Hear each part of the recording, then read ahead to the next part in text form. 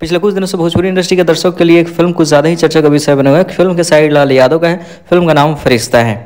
क्या कि बताया जा रहा है कि इस फिल्म ने 10 साल का रिकॉर्ड तोड़ दिया है।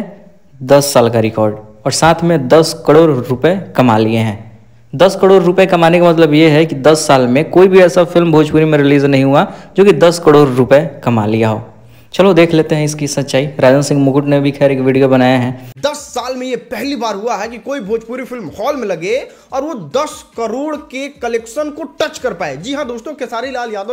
तो अगर सच बोले तो अभी तक हमने फरिश्ता फिल्म को नहीं देखा है, लेकिन जब टीजर रिलीज हुआ था, ट्रेलर रिलीज हुआ था, उसमें खेसारी लाल यादव का एक्टिंग देखे बहुत बढ़िया है। संभवतः फिल्म अच्छा कमाई किया होगा। मानो कि अगर 10 करोड़ कमाता है तो उसमें 10 साल का रिकॉर्ड टूट कहाँ से जाएगा।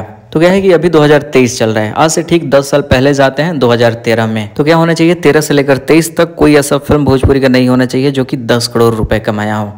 उसी बीच रिलीज हुआ था ना सत्या, वांटेड, क्रिक फाइटर। अभी कुछ लोग बोलेंगे चलो पवन सिंह का पक्षपात कर रहे हैं, एक सेकंड पवन सिंह को भी साइड करते हैं। दिनेश लाल यादव निरहुआ का फिल्म 2019 में रिलीज हुआ था। फिल्म का नाम बॉर्डर।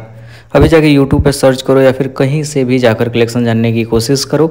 19 करोड़ रुपए कमाया था। तो 10 साल का रिकॉर्ड दिखाकर 10 करोड़ वाली बातें भी झूठी साबित करने पे लगे हुए हैं। खैर, सबकी अपनी सोच है, फ्रीडम है, बातें रखने का अधिकार है। लेकिन उससे पहले बता देते हैं कंप्यूटर क्लास के बारे में।